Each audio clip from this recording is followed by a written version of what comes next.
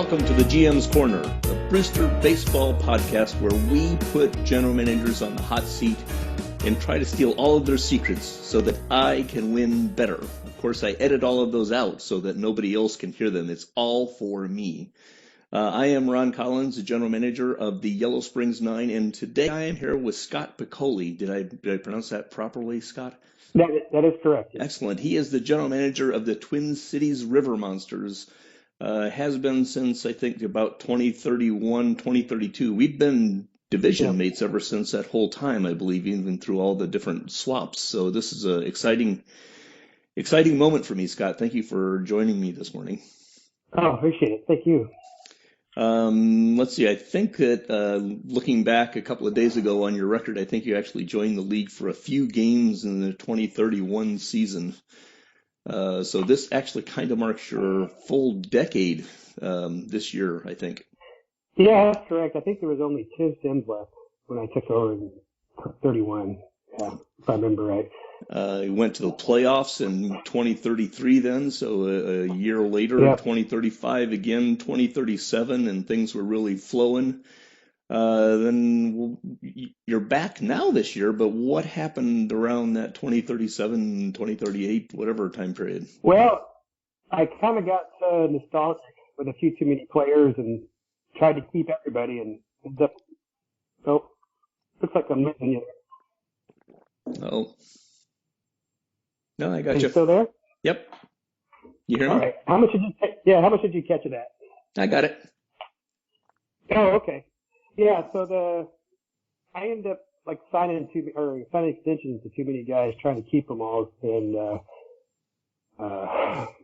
ended up happening was when it just was running out of cap room, and I had to pull the plug. I think it was 2037 when I pretty much pulled the ripcord. And I think I had talked to you about it because I was like, I have no idea what to do here because things are not looking good. So I basically had to almost start over from scratch there for about 4 or 5 seasons. Yeah, definitely. Maybe 3 or 4. Yeah. When you went about doing that after you sat back and tried to look at things, did you kind of generate a plan for how you were going to go about doing this rebuild, or did you kind of go on the fly? What was your, as you did your triage, how did you go about making your decisions? Well, what I was figuring is the way this game's set up, it seems like it's better to have an overall better team across the board, which is what I was seeing on the better teams. Maybe they might have a few top guys, but they seem to have solid players up and down the lineup. So my plan was to try to trade off any guys I had that was worth anything, which at the time was mainly Chris Kelly. Of course, we had Josh Brown, and I think it was Joey Newhouse, and a couple other guys. And the plan was to just get as many prospects as possible. I mean, and make it like a 4-year plan, and they were all young, and figure it would just take about 3 or 4 years of struggling, and here they are. They're all seeming to come up together about the same time right now. Yeah, it seemed to me like you and Brandon in Charm City both have a similar mindset, or took a similar mindset. And I'm interested to hear you talk about that a little bit. Kind of almost just ripping the Band-Aid off, because if I remember right, your big moves, right, your trade-off of Kelly and Newhouse and a couple of the other guys all happened within, a game month, a set of 3 or 4 Sims. It seems like you moved pretty quickly, if I'm recalling right. Was that? It was all at the deadline. Okay. It was all right at the trade deadline. All that happened pretty much in that Sim. I remember I was talking to Matt at the time, and then I can't remember his name. Was it Tyler who was Jacksonville? Yeah. Right. So I'd almost had something set up with Matt, and we were working on something, and it wasn't as good as I was hoping. And then Tyler just threw the kitchen sink at me, and I had to go with that. And then Matt changed directions and He said, hey, what about Josh Brown? And I said, sure, let's work something there. And that's how I got, I think, Juan Valdez, who was a reliever. And my plan was to try to convert him to a starter. So that seems to be working pretty good. He's actually doing pretty good this season in his first year as a starter. There you go. So, and and it's funny because it seemed like right when Twin Cities was starting to go down, and I was getting the lower draft picks, the draft started getting a little weaker. So I didn't get timing, Scott. it was frustrating because I'm sitting there picking about like 6 and 7, and there was maybe 1 or 2 good players in every draft, and it wasn't like those earlier drafts from 37 and 38. Yep. Where there was solid players almost all the way through the first round. Sure. And the top 10 players were just all-stars for the most part. So, yeah. How have you used the free agent periods during the fallow time period, and how has that changed over the past year or so? As Band-Aids, basically. Just picking up guys to fill holes. I lost Wareham. I let him go because I couldn't afford him anymore, or I didn't want to afford him anymore. And I just picked up, I think it was Braun. So I had Braun for a few seasons, and he was actually pretty solid. He wasn't too expensive. So, and then just finding guys to fill up the pitching staff, which was a mess, and it's still patchwork now. I still don't have the pitching staff anywhere near where I'd like to see it, but you talked about the draft classes thinning out a little bit. I think it's been a tough couple of years to do a rebuild through the draft in that sense, and especially given that pitching is very tough to build from the bottom up without a little bit of luck and a little bit of lightning. Right, and what I'm seeing is that I've always heard this, and I've seen it before, was that it's how slow pitchers develop versus the position players. Mm-hmm. So a lot of those people that I was picking up in those earlier seasons, I mean, all those position players are ready. They're playing now, and several of the pitchers that I got, they're still looks like 2 or 3 seasons away. So timing's not really working out too good there on that. So yeah. On the other hand, I mean, Twin Cities is basically back. I think you've surprised a lot of people with the speed of your jump, and that makes sense. I think I haven't looked in the last couple of days. If I recall right, you won 68 games last year, 68, 69, something like that. right. And now we're sitting here. The two of us are busy sucking the exhaust pipe of Louisville because they're Right.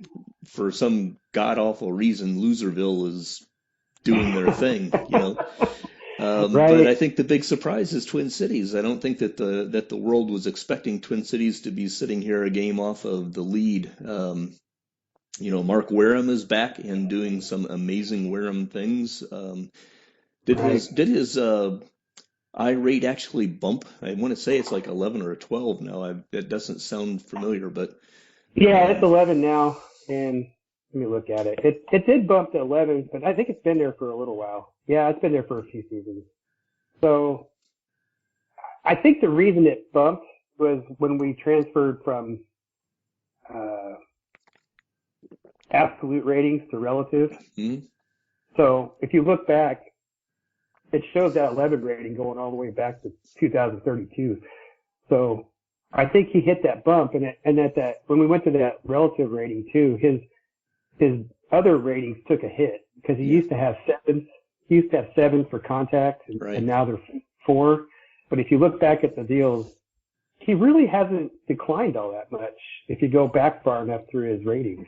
So it's the only thing that's really declined is his fielding and his base speed, and his base running speed. So if you use him the same way, he should be able to perform like he used to when I had him before. But you got to stick with him. I know a couple of the teams failed on him, but you just got to leave him up there at the top of the lineup because he's going to have those weeks where he he goes 0 for, but he gets like 2 walks or 3 walks or whatever. Yeah, I think he's the what does Doug what does Shoeless call him, the unicorns, right? He likes the unicorns. He's a unicorn. He's a really weird unicorn in relation to real life. But at the end of the day, he's a 400 on base kind of guy, and it almost doesn't matter when you get to that level. It doesn't matter whether you're hitting or walking in order to get there. You're still providing value. Right, and crazily, he's even after I think we're a little over a month in the season, he's still on a 200 walk pace, 200 plus walk pace for the season. That's incredible. And, yeah, it is. It's pretty amazing. I don't know if he'll stick with that because the one thing I've always noticed is he's always starts a little stronger and he kind of fades a little bit. So I'm going to try to mitigate that with giving him more rest. I don't know if it matters, but well, it can't hurt. And he's 33, right. So he's going to degrade a little bit. The thing that I've been boggling the most about Wareham, you mentioned his fielding had fallen, but this year is actually at least a league average plus a little bit in the field, right. which is, if you get that out of him, that's a pretty big, you get a 400 on base percentage guy who fields his position. It's hard to ask for a whole lot more than that. So right. And I know Wareham is like a Twin Cities legend, right? Yeah. It killed me having to let him go, but at the time he was asking like 20-something million for an extension. I was like, I can't do it. I don't have the money. Yeah. So, and that was back in the day when 20 million was a lot of money. Well, it is when your current salary is at 105 million already, so you're up against it. You don't have anywhere to go, so Well, the writing was on the wall. Yeah. Talk to me a little bit about that because the salary cap in the Brewster. I know there are other leagues that do salary caps, but the salary cap in this league, I think, is one of the most important things that we have to kind of cap the big teams, right? You can't run away. It's not easy to stay on top. My experience is, and you can see it in my Yellow Springs in the late 30s. We kind of ran out of some gas. We had a tough year when a bunch of guys left, Right. and it ends up looking pretty nice because I ended up recovering. But literally 2037 and 2038, I was kind of holding on to the edges of my seat thinking, okay, the coin is flipping and is turning up in the air and it's going to land here in 2038 and 2039. And I'm either going to be fine or I'm going to have to do a teardown. I think you were in that situation in that 37-38 time period. Right. So tell me about how you, were you comfortable? Did you understand the full salary cap ramifications at the time, or what did you learn in that process? Well, the thing I learned is I think Ted used to say it best was trade a guy before you lose the value on him. And by that, I think he was meaning is if you've already signed him to a high dollar extension, you've lost the value there. So, especially if they even lump a little bit. So it's some of those guys you got to determine early on, I'm talking like the mid-range guys, someone like a Ray Cooper who I had, which of course I loved him and ended up signing him. He was one of the killer contracts I had. So, you can find another Ray Cooper, right? Either through the draft or maybe a free agent and maybe spend 7-8 million for them or whatever. But when those guys get near the end of their arbitration, and if you hang on to them, they're gonna ask the world out of you. They're gonna go 12, 15, something million, and you just got to resist it and either trade them or just let them go. That's hard. Sometimes those guys, you've had them forever. You drafted them and you brought them up, and you just got to let them go and get your draft pick for them, if they've performed. So that's what him, it was him and Man, if you remember that second baseman I had Oh forever. yeah, Gorilla. I Yeah, definitely yeah. remember. I mean, believe me, Scott, I was paying a lot of attention to the River Monsters in the mid '30s. You were a Right. pain in He the was another butt. one. Yeah, he was another one. I signed to a long-term deal, and there was no reason to. I could have. There's guys that you can replace, and you gotta identify them, and and just learn to let them go, I guess. And then there's guys you want to keep. Like if I had to do it all over again, I would have kept Wareham, and I would have kept Kelly. And I don't know about Josh Brown. He never, he started off early on. Him and Kelly were side by side growing up. When they were developing. And Josh, I mean, he's been a decent pitcher, but he never got to where he should have been. Yeah. So And that's something that I really love about the game there, because that's mimics, real life. You'll see guys come up together and they're both considered superstars. Josh Brown right, is a victim of his expectations. If right, if you would just look at Josh Brown and his career, you'd go, "Hey, that's a pretty good little pitcher. That's a nice guy to have on your team. I'm happy to have right. Josh Brown.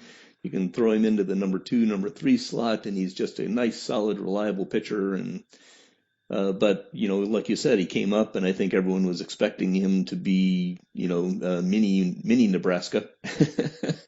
Right. He was if you look back on his deal and back in 33 and 34, he was a 75 rated pitcher back then. Hmm. And, he never really lumped. He just never grew into it. His movement, his movement and control never changed.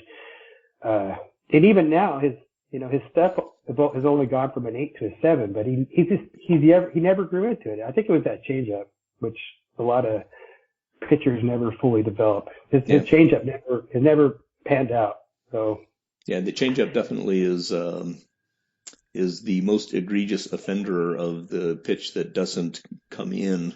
But more of them come in than most people, I think, expect, before it's all said and done.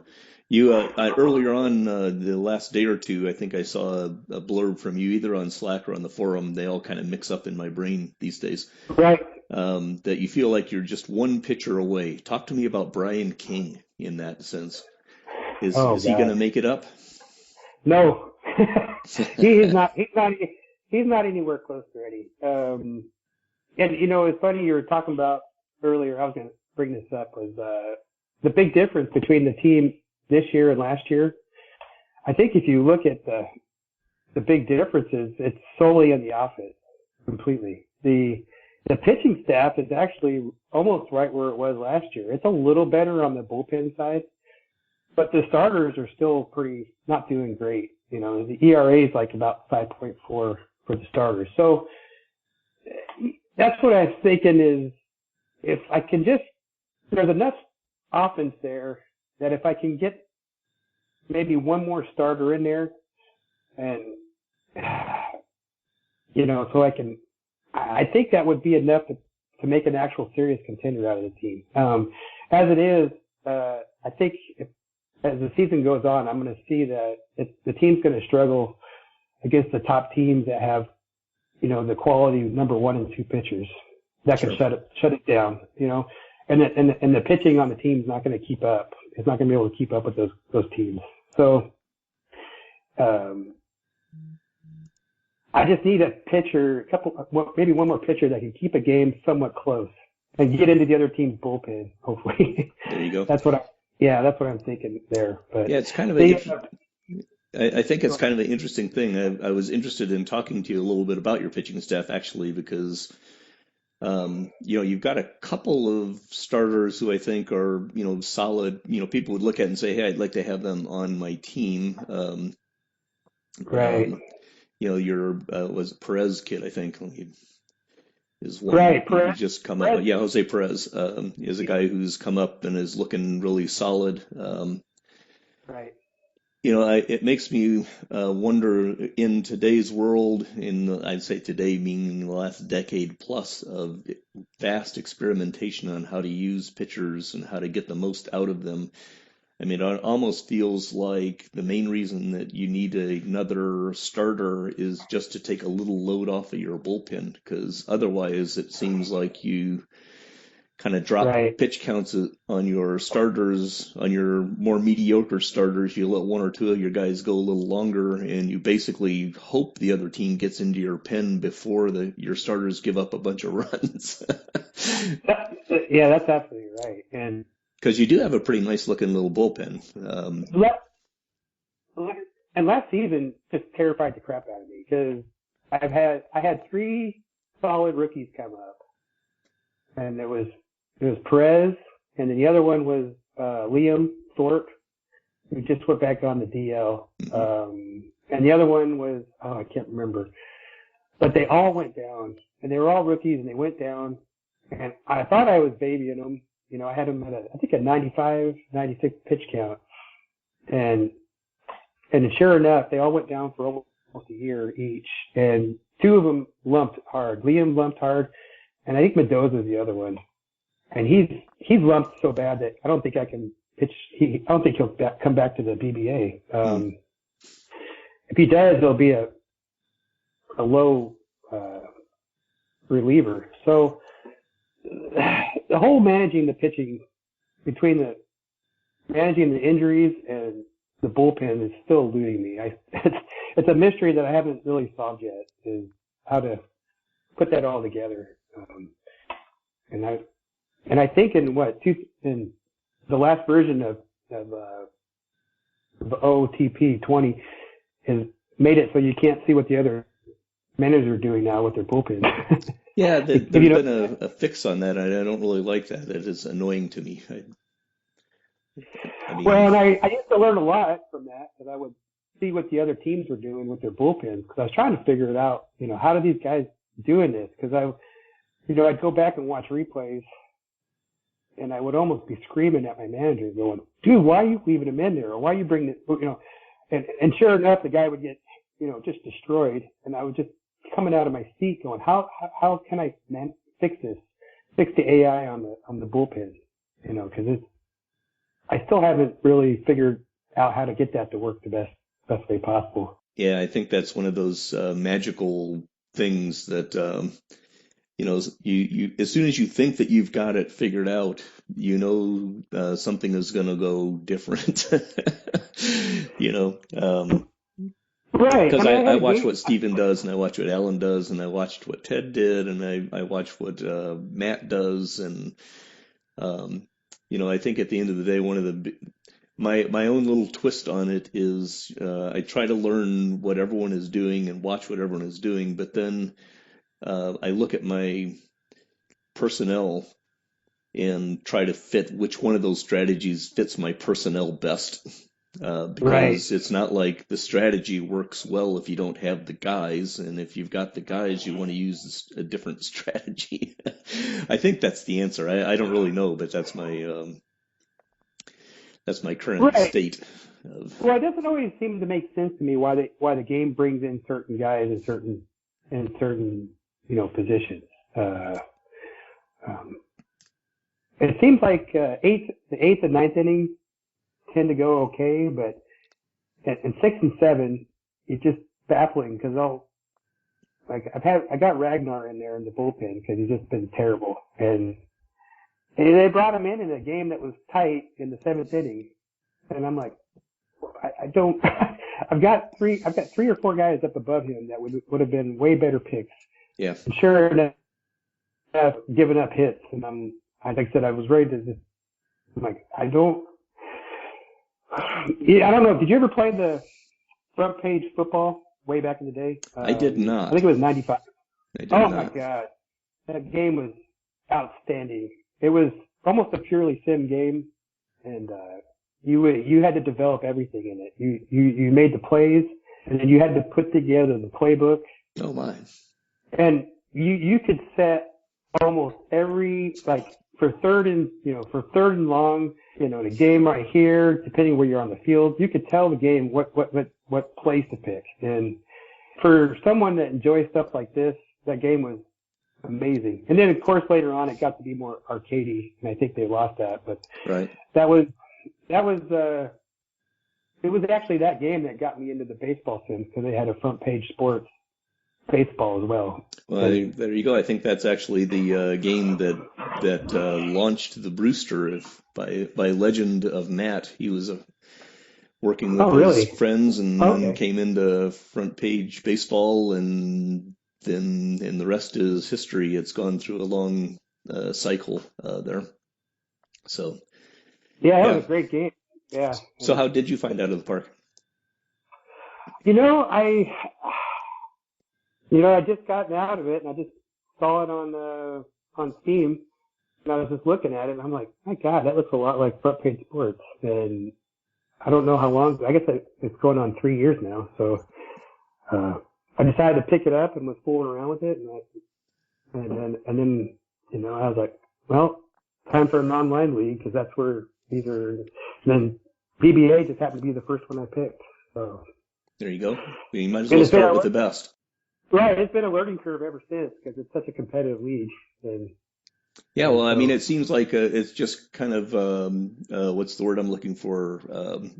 Perfection, synchronicity, right? You just stumble upon out of the park, the best baseball sim. You just stumble upon the BBA, the best league, and you stumble into the Heartland, the best division in the best league of the best baseball sim. I mean, how can you get any more perfectly synced than that?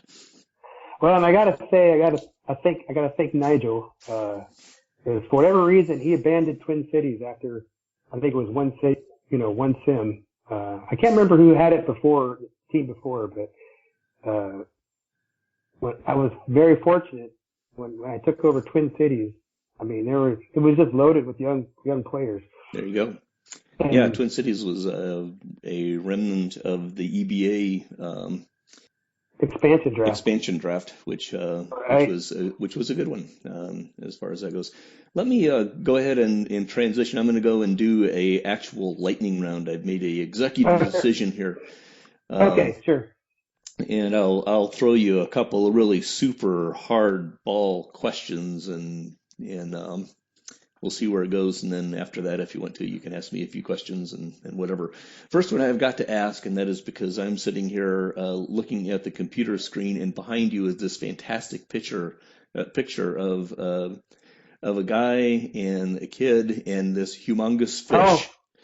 You got to tell me the story behind that. Oh, well, I live on the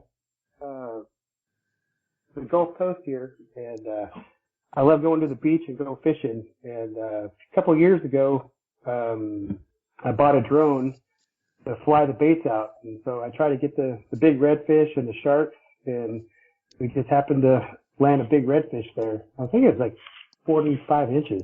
Yeah. So my daughter actually, she reeled that one in. So it took her about 40 minutes to bring that one in. And by the time we had it on the beach, it was down there in Surfside. I think it was a monster crowd all around her. So it was awesome. She had this huge smile. It's no, I can imagine. Cool. For the benefit of the folks who can't see it, how old is your daughter in that picture?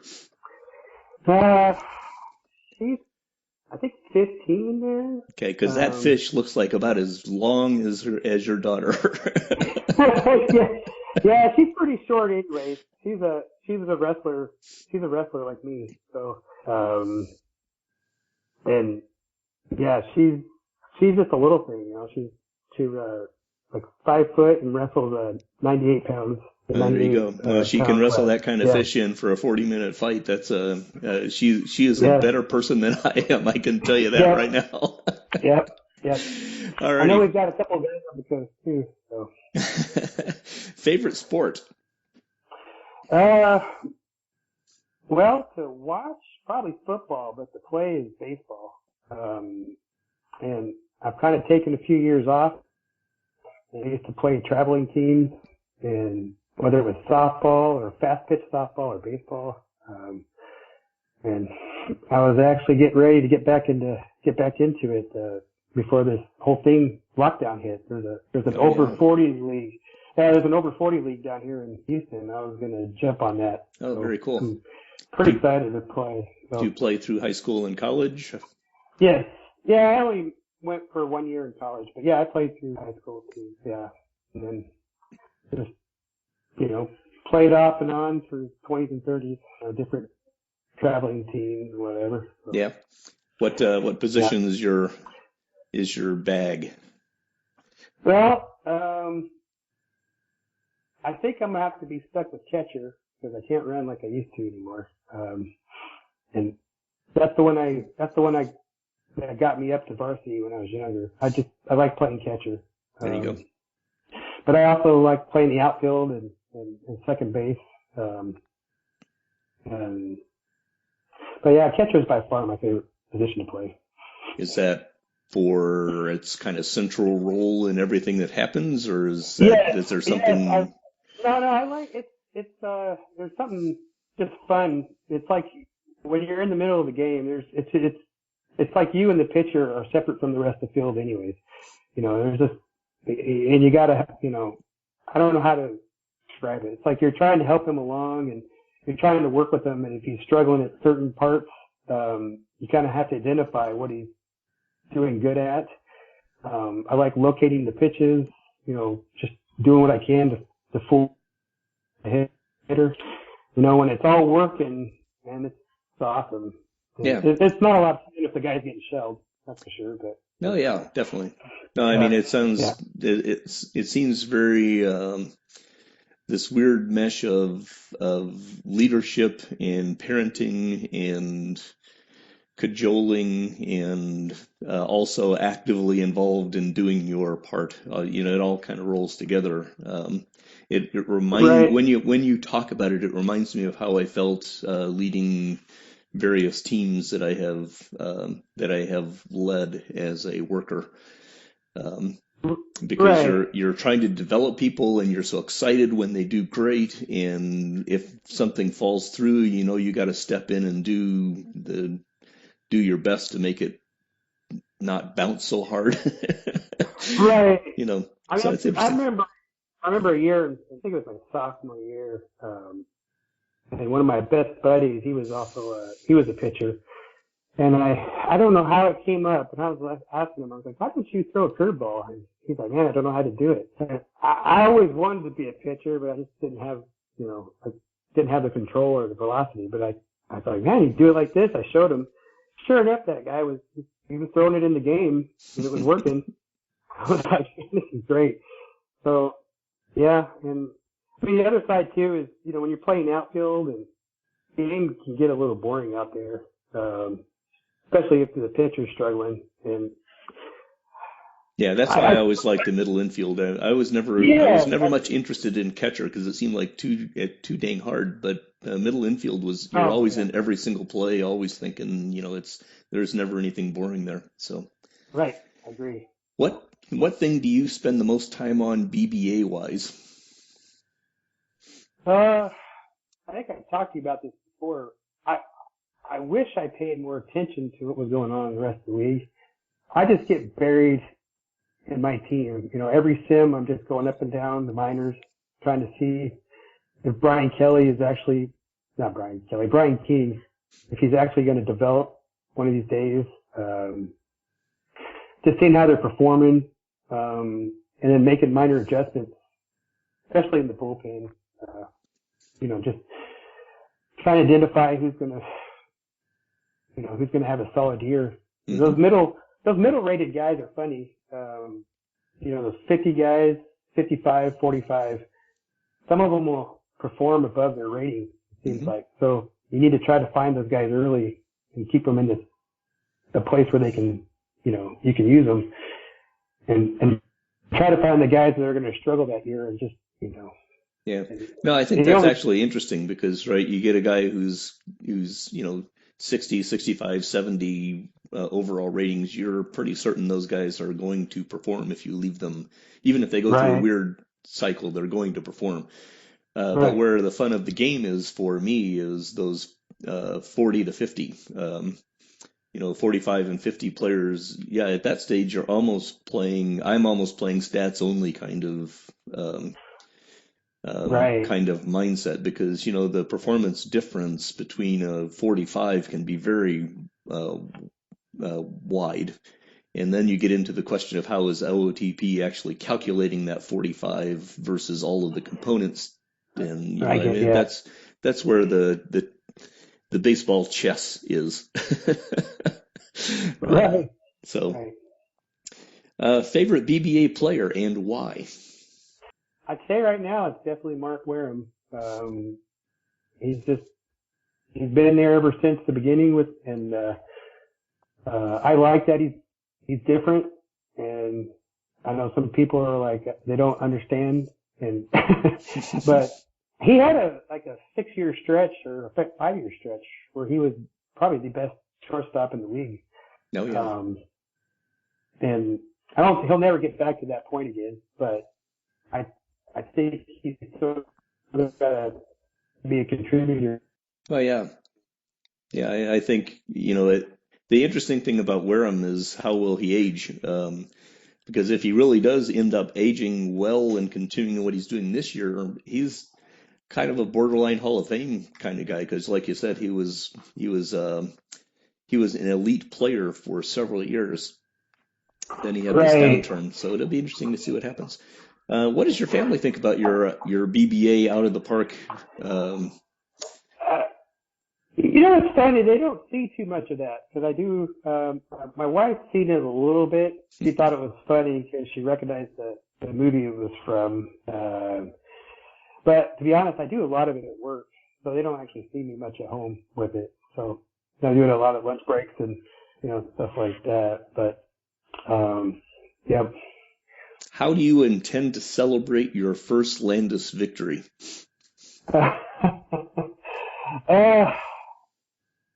Save I the have save the tough question to last. right. I have actually no idea. Probably the same as when I won my first fantasy football deal. Just start planning for the next season. There you go. See Just what get we're back to gonna do work. for it. Yeah, yeah. It's. I think it's like anything where you're competing. The winning is nice, but the losing is way awful, and I hate the losing way worse than the winning. So I can't. It's hard to describe. It's like I said. It's nice when you're winning, but if you win it one time, yeah, the only thing better is going to try to win it a second time. So how are you going to do that? How are you going to get there? Yeah, well, seeing that I'm Yellow Springs, I'm never going to have to worry about what to do when I win. So, I gotta know. I mean, how do you keep? What is your main strategy for just keeping the? You hardly ever dip. I mean, you've got a constant stream of guys coming up. Like you look at your minor league system, and mhm. it's got to be top five or six. I haven't looked lately, but is it a lot of trades? Is that what you try to do? I mean, what is your main strategy for that? What do you think? I think the most important thing, Ted back a while ago started his infamous "How do you win consistently?" Hoarding talent and things like that. Right, I Um, remember that. and I think I kind of infuriated him at moments because I was jumping in thinking that I was essentially kind of agreeing with him and augmenting pieces. And the fundamental idea that I walk into managing the team with is that I'm trying to increase long-term value of my team at all times. That doesn't mean I'm successful all the time, but that's what I'm Right, attempting to accomplish. And so, for example, the question of whether you bring a young guy up and try to save service time, you burn service time, or whether you try to save service time, I think is about long-term value. If that player is going to actually provide you serious value on the major league roster, you bring him up. If that right, ends up being, and by value I mean either increasing revenue or getting you to the playoffs, right? If he's not going to get you to the playoffs, and the revenue slash fan interest thing is borderline, then I don't know that I would want to bring up a young guy, right? Because then I'm burning value right now, especially if I'm coming up the curve, right? If you look at, Right. you weren't in the league when I took over Yellow Springs in 2024, 2025, but we were kind of a crumbled team that had, in a similar sense as Twin Cities was when you picked them up. I had three or four really superstar players in my minor league system, and I caused some great controversy within Lucas McNeil's process because I actually delayed him for like 3 months for service time issues, and people didn't like that. But I'm sitting there going, I can bring him up, and yes, he might have gotten me into the playoffs a year earlier, but we were 12 games off of the playoffs, and I think the answer to that is probably not. I don't think Lucas McNeil was going to get me 8 or 10 or 12 more wins that, um, right? Oh, I mean, Um, baseball teams play that game all the time. yeah, They'll yeah, they'll keep guys in the minors until that break point just for that right. same And reason. their logic is that they are creating as much value for their team in the long run as they can. And yeah, it's kind of shitty for the player, but Right. that's the bargaining agreement that the players union has agreed upon. And if I want to turn my if I want to turn my attention to social justice for players, then yes, I completely get that. But I'm a GM, I'm not a player. And my job as a GM is to create the most value for my fans over the next 10 years, right? Um, Right. and so if you look at it in that way, one of the things I liked about what you and Brandon did within the context of your teardowns, both of you made a controversial trade. Brandon made a slightly controversial trade, not as much. But the main thing is you made a decision and you did it, and you immediately increased the value. You gave up early value. You knew you were not going to be winning over the next 3 years, so you gave away value over that period of 2 or 3 or 4 years so that you could put value into your team now. Um, and Well, so you're juggling yeah. those two Right. pieces, right? I think when you say, do you do trades? The question is, where are you at? Right now, I don't do a lot of trades. I do a few trades to fill a couple of spots. But Right. mostly, that's I'm in the mode now of maintenance. I expect for this year and the next couple of years. The most important thing is I know that it is possible, with hard work and with a little bit of luck, it is possible to actually win 95 games every year forever. It is literally possible to do it. It's not, Right. um, it's not that I'm going to, but I now know that it is actually possible.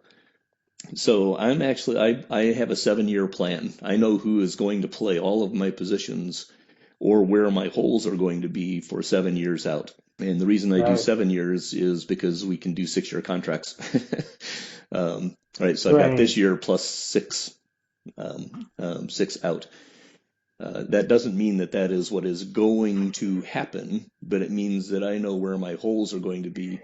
So, for example, when I sit down to draft, I'm drafting to fill those holes out 4, 5, 6 years in the future, right? And Sure.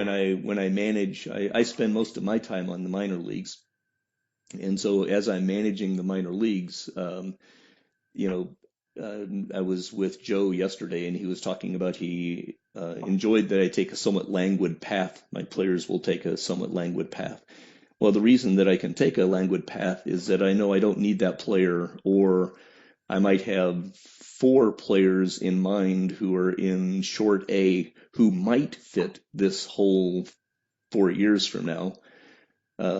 I need one of those four to develop. I don't know which one of them it's going to be.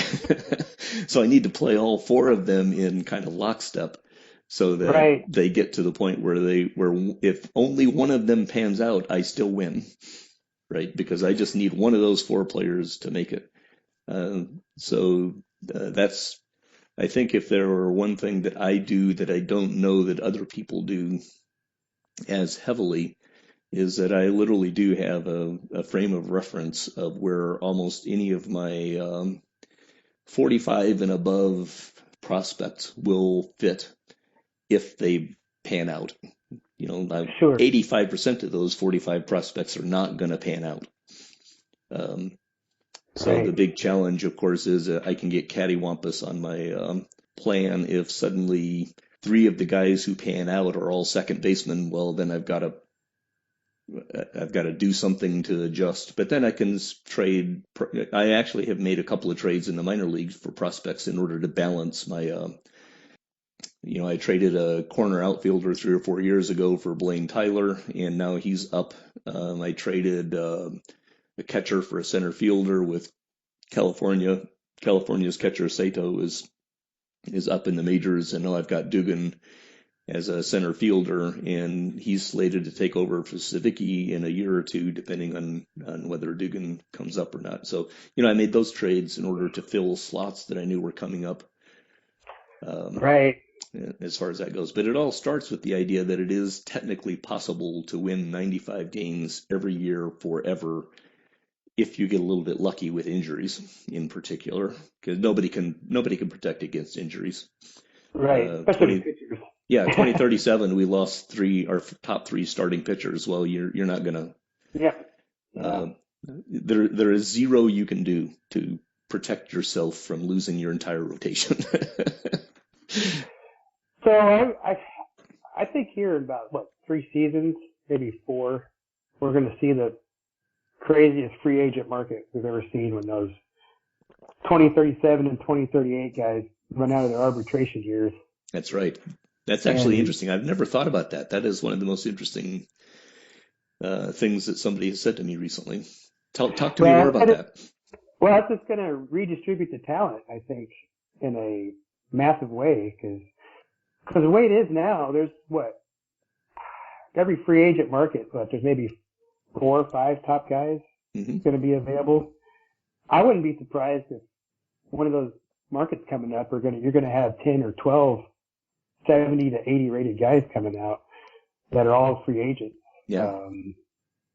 And I think it'll spread. I don't know. It'll depend on how the GM manage it, but I'm hoping, I don't know. We'll see how that goes.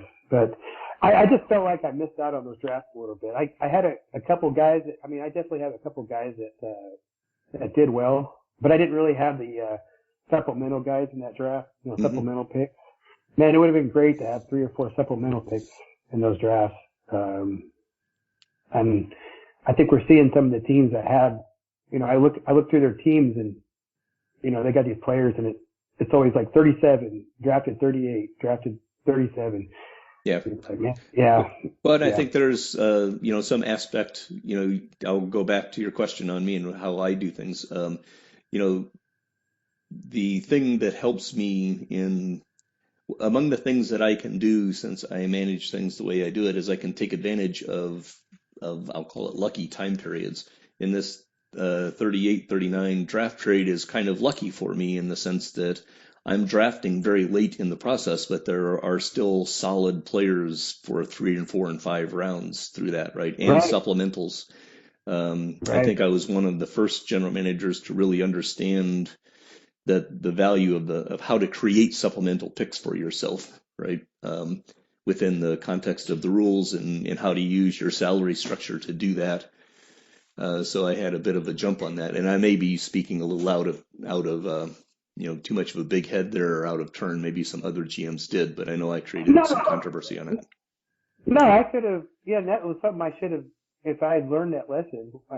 Some of those players that, like I told you, that were mid-range players that were performing well, like Ray Cooper and Mann, and I had a few other ones too. Like I said, if I had just let them go, I would have got a draft pick for them.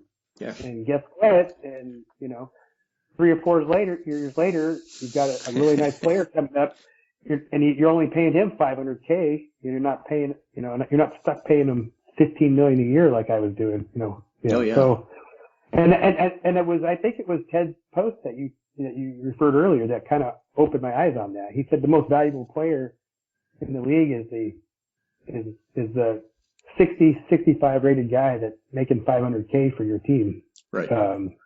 If you can stick with those guys and learn to you need to learn to identify, are you going to build around this guy? You're going to keep him, or look, you're going to have to plan to let this guy go. And Yeah, and I think there's a corollary on that, and that is everyone is looking for the 70s and 80s, right? When you see those nice big blue bars, everyone gets really excited about those.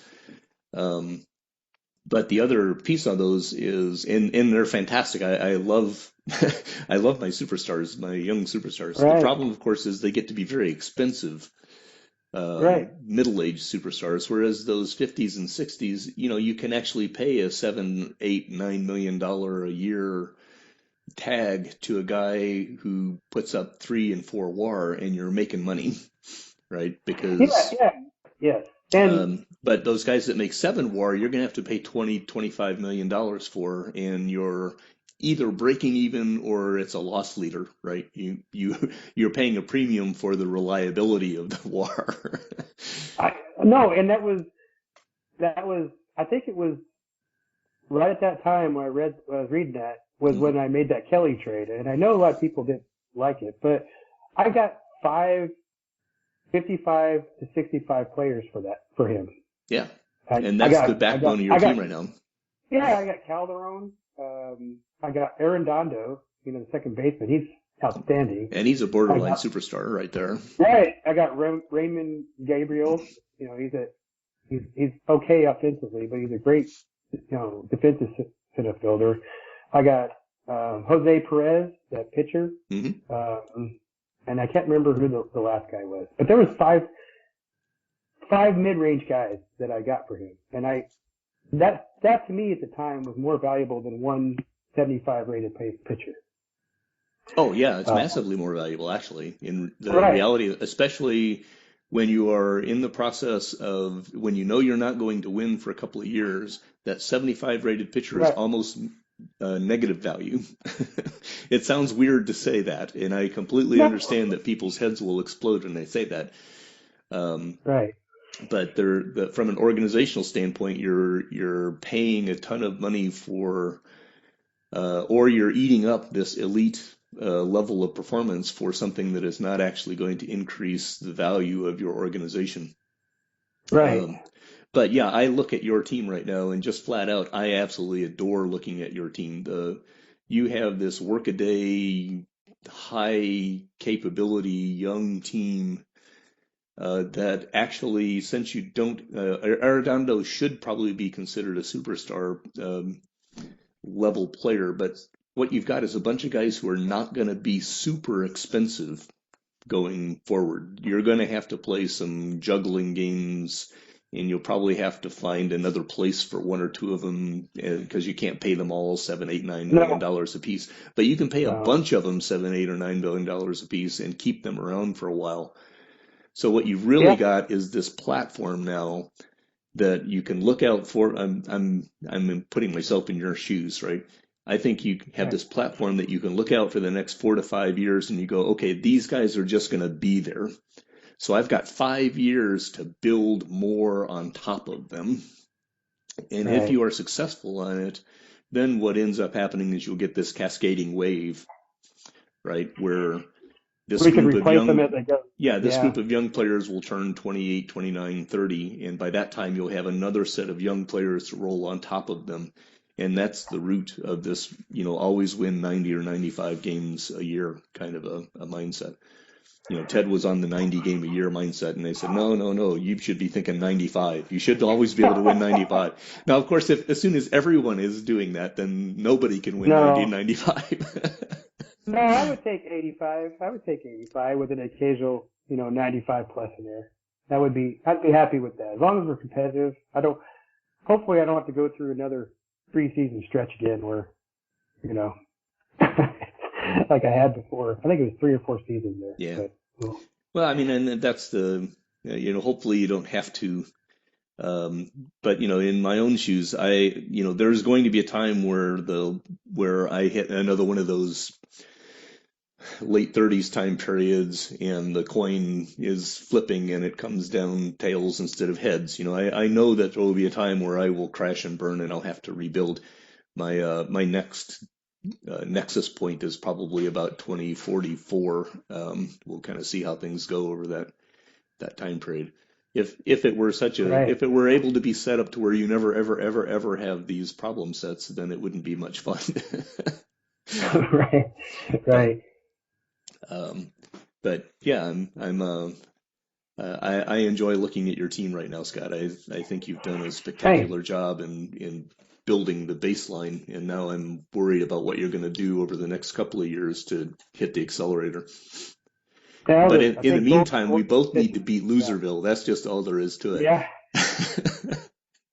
We'll see if they can keep that pace up. They sure came out of nowhere. It seems like, which is Yeah, well, Shaw is a pretty dang good general manager. I know Stephen from another league, and he's also a high risk, high payoff kind of guy, right? So he made some really strong, bold moves, and they've panned out. And he had some good young players. And again, Nigel left him.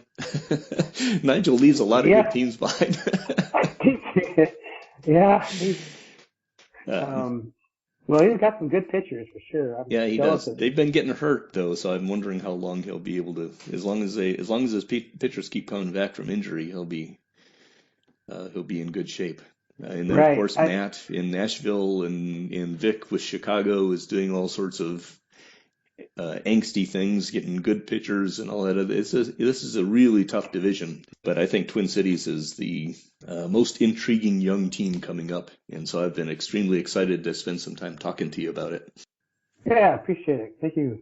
Appreciate it. Have me on. Yeah, it's been great fun. I think I should probably let you go to do your real work or your Yeah. unreal work, right? The less important stuff. Right. Right. All right, man. Well, we'll take it easy, and we'll see you in the field. The Brewster Baseball Association is an out-of-the-park baseball league commissionered by Mr. America himself, Matt Rechtenwald, and competed in by an amazing group of outstanding general managers. Check us out at montybrewster.net. You have been listening to the GM's Corner, a podcast where we put BBA GMs on the hot seat. Music is Cool Piano by Tigerius and is used under Creative Commons Attribution License. See you next time. Until then, have fun, be safe, and always remember that even a boring team news is worth 2 points.